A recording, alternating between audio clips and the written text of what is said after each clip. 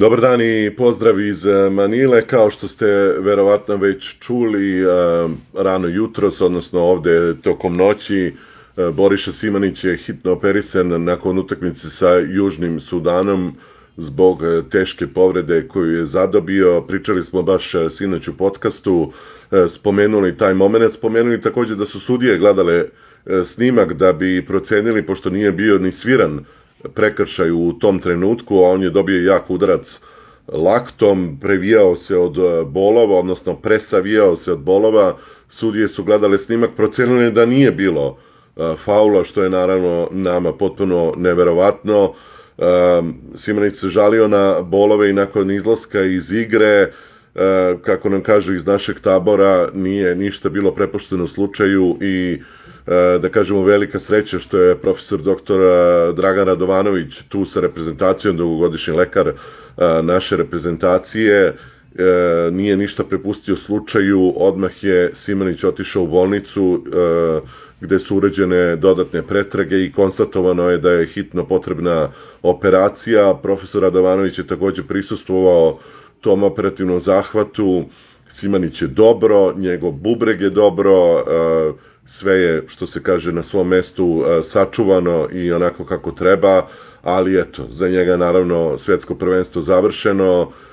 Takođe, još jedna, eto, treća povreda u našoj reprezentaciji, ova naravno najteža do sada, ali što se kaže, sve se dobro završilo. Kažem još jednom, kako kažu iz našeg tabora naše reprezentacije, pre svega neverovatno kako se sve namestilo. Udarac jeste bio jak, ali baš da je, da kažem, na tom mestu i da je tim intenzitetom ono prosto neverovatno. A takođe, sa druge strane, sreća, eto, što je doktor Radovanović bio tu i što nije oklevao ni jednog trenutka, već je Simanić odmah upućen u bolnicu na dodatne preglede i eto, nakon pregleda je ustanovljeno da je potrebna hiruška intervencija. Od 16:15 danas popodne po ovom vremenu, 10:15 po naša reprezentacija ima trening, trajeće do nekih 18:15, odnosno 2 sata je to blok vreme koje je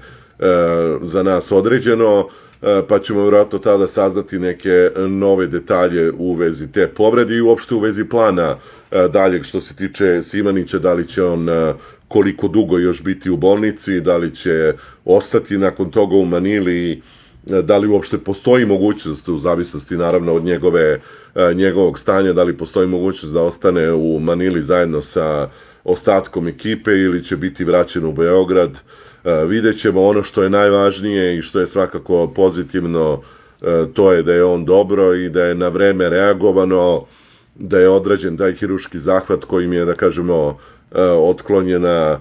svaka mogućnost daljih komplikacija i da je njegovo stanje za sada dobro, za sada, a nadamo se i dalje da će oporavak teći svojim tokom i naravno da nije u pitanju neka teža povreda koja bi ga na duže vremena odvojila od terena. Teža povreda svakako jeste, naravno kada morate, što se kaže narodski, pod nož, onda je svakako teža povreda, ali bar da nije neka povreda koja će ga na duže odvojiti od terena, jer evo,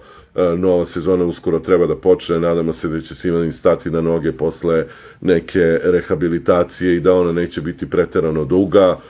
ali zaista neverovatno, eto, neverovatno, kao što kažu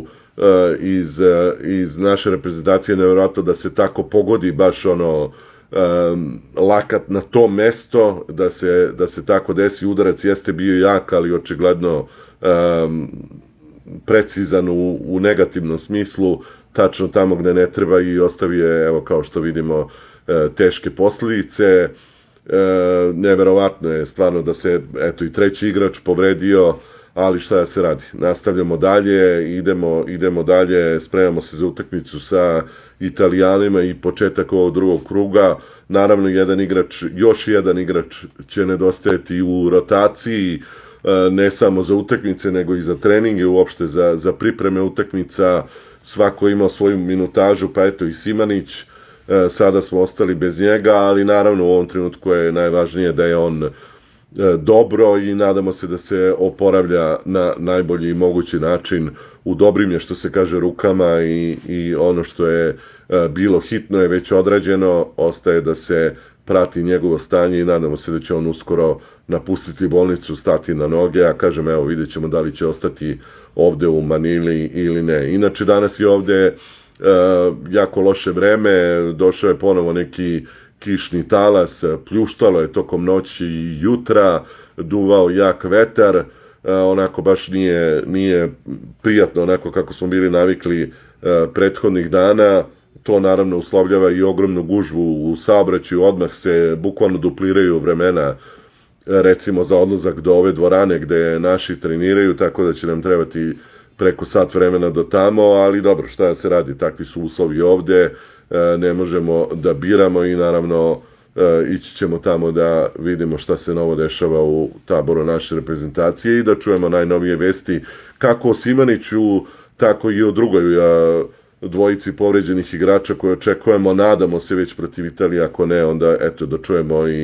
i kako je njihovo stanje i da li će se vraćati u skorije vreme na teren. Eto, to su poslednje vesti odavde iz Manile, neke od njih ste verovatno me čuli, ali evo rešili smo dodatno ovako da se uključimo i da kažemo kako stoje stvari sa lica mesta. Mogu samo da dodam da su u redovima naše reprezentacije u potpunosti šokirani ovim dešavanjima i povredom Simanića. Niko nije očekivao tako nešto. Dokaz još jedan kakve su sudije FIBA, s obzirom da nisu ni dosudile prekršaje, a kamoli da je neko zaustavio igru, ali pre svega, eto, šokantno, bukvalno nikad ne ideš na prvenstvo sa očekivanjem da će ti se neki igrač toliko teško povrediti da će morati da ide na operaciju, a eto, to se nažalost nama desilo i onako još je u taboru naše reprezentacije stanje onako šoka, da kažemo, sa tim što se desilo Simaniću i činjenicom da je morao na operaciju i čekanje vesti iz bolnice, da li je sve u redu, kako je sve prošlo, tako, malo su svi još pod šokom, evo i mi ovde isto koji smo sa njima u Manili, još smo iznenađeni i šokirani, onako malo u nekom stanju zatečenosti, ali ako ništa drugo, eto, bar što se kaže, možemo da odahnemo bar malo, utoliko da je on dobro i da je operisan i da je pod nadzorom i da je to što se operacije tiče toga dobro prošlo i da kažemo nema za sada nikakvih komplikacija, tako da bar sa te strane možemo da donesemo pozitivne vesti. Znamo neke slučajeve, baš sam to takođe spomenuo u nekoj priči za neke košarkaše koji su imali slične povrede, odnosno baš to udarac laktom, koji su na kraju završili u komi, u bolnici isto i na sreću i oni su dobro, ali zaista zna to da bude jako nezgodno i ako se ne reaguje na vreme može da izazove jako teške komplikacije i da dovede do težeg ishoda. Na sreću ovog puta reagovano je na vreme i odmah je urađeno sve što je bilo neophodno. Toliko, eto, za ovo uključenje. Veliki pozdrav iz Manile i nadam se da ćemo se javiti sledeći put sa mnogo boljim vestima. Pozdrav svima!